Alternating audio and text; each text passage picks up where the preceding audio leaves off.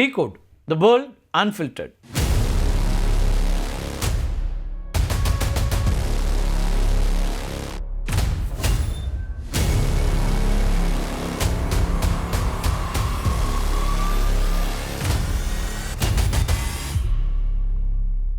நாற்பது நாட்கள் உக்கிரமான தாக்குதல், கற்பனை செய்ய முடியாத அளவுக்கு நிதி இழப்பு, 5000த்திற்கு மேற்பட்ட அப்பாவி பொதுமக்கள் உயிரிழப்பு,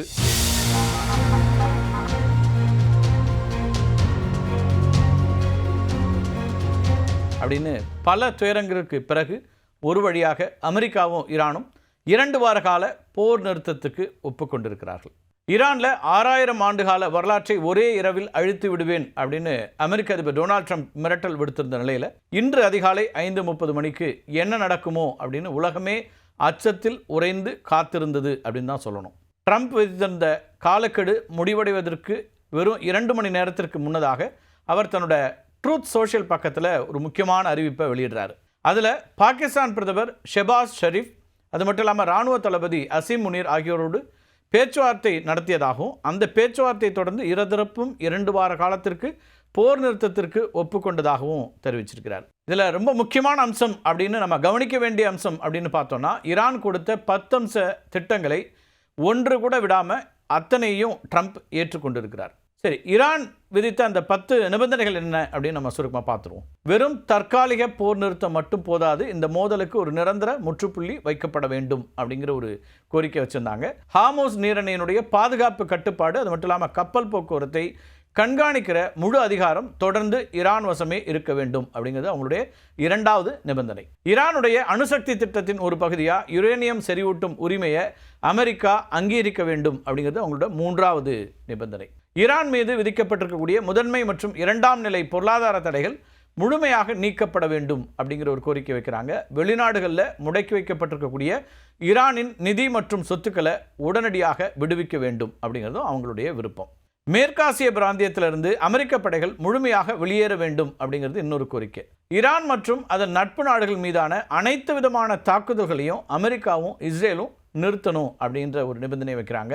போரினால் ஈரானுடைய உள்கட்டமைப்புக்கு ஏற்பட்ட சேதங்களுக்கு உரிய இழப்பீடு, அது மட்டும் இல்லாமல் புனரமைப்பு உதவிகள் வழங்கப்பட வேண்டும்னு கேட்குறாங்க. 2 நாடுகளுக்கு இடையில் எட்டப்படக்கூடிய எந்த ஒரு ஒப்பந்தமும் சர்வதேச சட்டப்படி செல்லுபடியாகக்கூடிய வகையிலையும் ஐநா பாதுகாப்பு கவுன்சிலுடைய தீர்மானமாகவும் அது நிறைவேற்றப்பட வேண்டும் அப்படிங்கிற ஒரு கோரிக்கையும் ஈரான் தரப்பிலிருந்து முன்வைக்கப்பட்டிருக்கு. இந்த 10 நிபந்தனைகளில் ஈரானுடைய இறையாண்மை மற்றும் அதன் முக்கிய உள்கட்டமைப்புகளுக்கு எதிர்காலத்தில் எந்தவித அச்சுறுத்தலும் இருக்காது அப்படின்னு அமெரிக்கா எழுத்துப்பூர்வமாக உறுதியளிக்க வேண்டும்ங்கிற அந்த ஒரு நிபந்தனையும் இந்த 10 அம்சத்தில் ஒன்றாக வைக்கிது ஈரான்.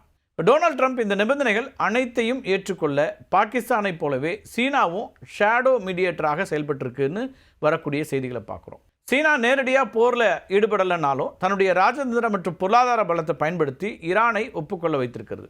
மார்ச் 31ஆம் தேதி சீனாவுடைய வெளியுறவுத்துறை அமைச்சர் வாங்கி, அதுபோல் பாகிஸ்தானுடைய வெளியுறவுத்துறை அமைச்சர் முகமது இஷாக்தார், இந்த 2 பேரும் இணைந்து ஒரு அமைதி திட்டத்தை வெளியிடுறாங்க. இதில் உடனடி போர் நிறுத்தம், அது மட்டும் இல்லாமல் ஹார்முஸ் நீரிணையை மீண்டும் திறக்கிறது, இது 2த்துக்கும் முக்கியத்துவம் அளிக்கப்பட்டிருந்துச்சு.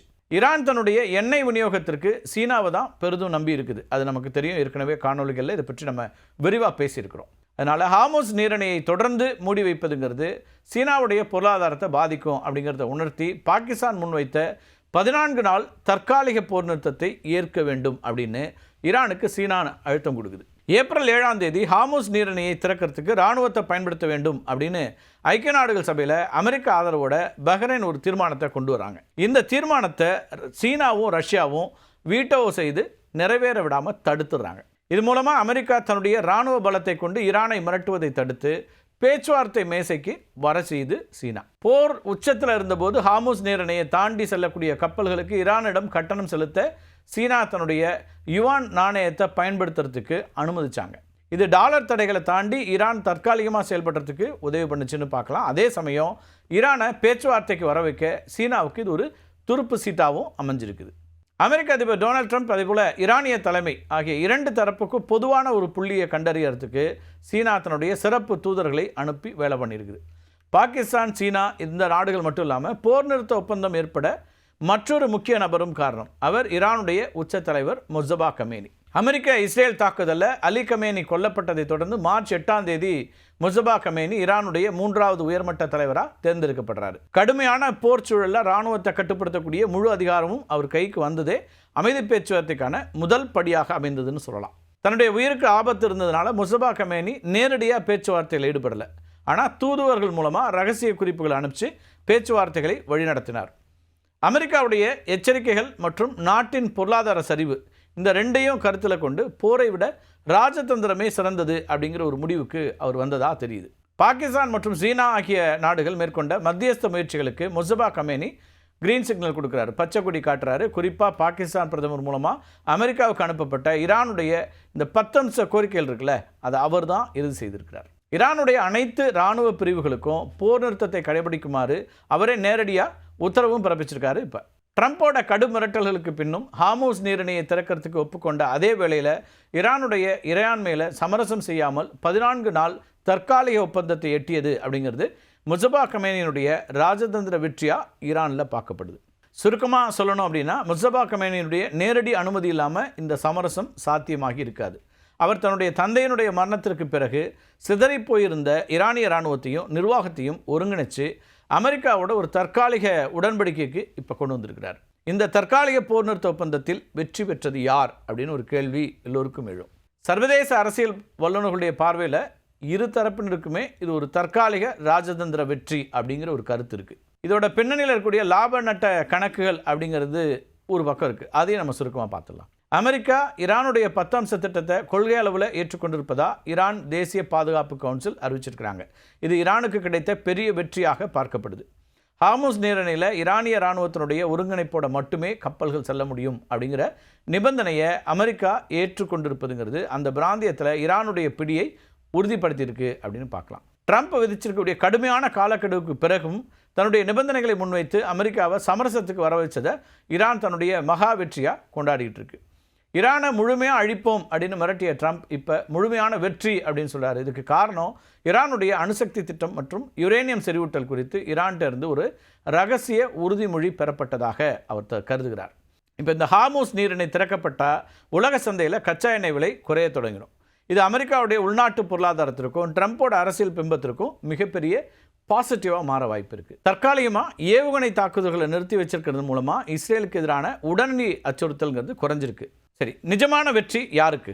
உண்மையில் இந்த ஒப்பந்தத்தில் அதிக பலன் அடைந்திருப்பது சீனா மற்றும் பாகிஸ்தான் போன்ற மத்தியஸ்தம் செய்த நாடுகள் தான்னு சில அரசியல் பார்வையாளர்கள் கருத்து முன்வைக்கிறாங்க. போரை நிறுத்தியதன் மூலமாக சீனா தன்னுடைய எரிசக்தி விநியோகத்தை பாதுகாத்து கொண்டிருக்கிறது. அமெரிக்காவுக்கு நிகரான ஒரு உலகளாவிய அமைதி தூதர் அப்படிங்கிற அந்தஸ்தையும் சீனா இப்போ பெறுகிறது. வல்லரசு நாடுகள் கூட செய்ய முடியாததை பாகிஸ்தான் செய்து ஒரு வெற்றிகரமான மத்தியஸ்தர் அப்படிங்கிற சர்வதேச அரங்கத்தை தன்னுடைய மதிப்பை உயர்த்தி கொண்டுச்சு அப்படின்னு பாகிஸ்தான் கிளைம் பண்ணிக்குது. 40 நாட்கள் கடுமையான பாதிப்புகளை எதிர்கொண்டு வந்த ஈரான் மக்கள் போர் நிறுத்த ஒப்பந்தத்தை வீதிகளில் திரண்டு கொண்டாடிக்கிட்டு இருக்கிறாங்க.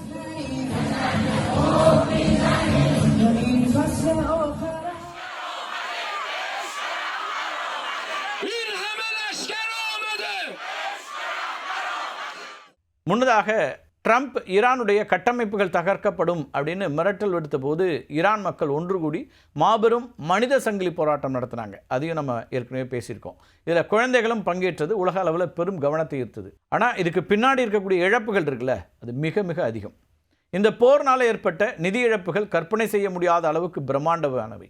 உலக பொருளாதாரத்திற்கு ஏற்பட்ட மொத்த இழப்புன்னு பார்த்தோன்னா சுமார் $1.8 ட்ரில்லியன் அப்படின்னு மதிப்பிடப்படுது. இது இந்திய ரூபாயில் தோராயமாக 1.5 கோடி ரூபாய். இதில் ஹார்முஸ் நீரிணை முடக்கப்பட்டதுனால ஏற்பட்ட பாதிப்பு தான் மிக அதிகம். கச்சா எண்ணெய் விலை உயர்வுனால மட்டும் உலக நாடுகள் கூடுதல் சுமையாக 25,000 கோடி ரூபாய் இழந்திருக்கிறாங்க. செங்கடல் மற்றும் பாரசீக வளைகுடா வழியாக செல்லக்கூடிய வர்த்தகம் பாதிக்கப்பட்டதுனால சரக்கு கட்டணமும் காப்பீடு மூலமாக 12,000 கோடி ரூபாய் கூடுதல் செலவும் ஏற்பட்டுச்சு. ஆப்ரேஷன் எபிக் ஃபியூரி அது மட்டும் இல்லாமல் ஏவுகணை பாதுகாப்பு நடவடிக்கைகளுக்காக அமெரிக்கா மட்டும் சுமார் $20 பில்லியன் செலவு பண்ணியிருக்கிறாங்க. ஈரானுடைய இராணுவ தளவாடங்கள் அழிவு மற்றும் போர் செலவு சுமார் 5 லட்சம் கோடி அப்படின்னு மதிப்பிடப்படுது. இஸ்ரேல் தன்னுடைய வான்வழி பாதுகாப்பு அது மட்டும் இல்லாமல் இராணுவ திரட்டலுக்காக சுமார் 85,000 கோடி ரூபாயை செலவிட்டிருக்கு. ஈரானுடைய எண்ணெய் சுத்திகரிப்பு நிலையங்கள், மின் உற்பத்தி நிலையங்கள் அது மட்டும் இல்லாமல் அரசு கட்டிடங்கள் அடியோடு தகர்க்கப்பட்டிருக்கின்றன. இதையெல்லாம் மீண்டும் கட்டி எழுப்பணும் இல்லையா, அதுக்கு பல தசாப்தங்களாகும், பல மில்லியன் டாலர் பில்லியன் டாலர் செலவாகும். கத்தார் மற்றும் ஐக்கிய அரபு அமீரகத்தில் இருக்கக்கூடிய எரிவாயு முனையங்கள் மீதான தாக்குதலால் சுமார் 1.5 லட்சம் கோடி ரூபாய் இழப்பு ஏற்பட்டிருக்கு.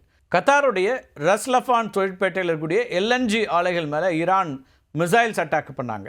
அதேபோல் இதனால் 17% எரிவாயு உற்பத்தி பாதிக்கப்பட்டுச்சு. அதேபோல் வேறு சில இடங்களில் நடந்துச்சு. அதனால் ஒட்டுமொத்தமாக இந்த பாதிப்பு 17% இருந்துச்சு. சேதமடைந்த வசதிகளை சரி செய்யறதுக்கே 3-5 ஆண்டுகள் ஆகும் அப்படின்னு மதிப்பிடப்படுது. இதுக்கு ஆண்டுக்கு சுமார் 1.5 லட்சம் கோடி ரூபாய் வருவாய் இழப்பு ஏற்படும் அப்படின்னு மதிப்பிடப்படுது. போர் தொடங்கிய முதல் 2 வாரங்களில் மட்டும் உலக பங்குச்சந்தைகளில் முதலீட்டாளர்கள்ட்ட 70 லட்சம் கோடி ரூபாய் மதிப்பிலான சொத்து தொடை தெரியப்பட்டிருக்கு. இந்தியா இந்த மோதலால் நேரடியாக பாதிக்கப்படலைனாலும் மறைமுக பெரும் பொருளாதார சுமையை சந்தித்திருக்கிறது. கச்சா எண்ணெய் இறக்குமதி செலவு அதிகரித்ததுனால அரசுக்கு சுமார் 1,20,000 கோடி கூடுதல் நிதிச்சுமை ஏற்பட்டிருக்கு. தற்போது அறிவிக்கப்பட்டிருக்கக்கூடிய 14 நாள் போர் நிறுத்தம் காரணமாக சந்தைகள் மீண்டு வர தொடங்கியிருக்கின்றன. இதனால் இந்த இழப்புகள் மேலும் அதிகரிக்காமல் தடுக்கப்பட்டிருக்கிறதுங்கிறது ஒரு பெரிய ஆறுதல். இது ஒரு ஃபேஸ் சேவிங் ஒப்பந்தம் மட்டுமே அப்படிங்கிற விமர்சனங்களும் ஒரு பக்கம் எழுந்திருக்கின்றன. அமெரிக்கா, ஈரான் என 2 தரப்புமே நாங்கள் தான் வெற்றி பெற்றோம் அப்படின்னு சொல்லிக்கிறாங்க இல்லையா.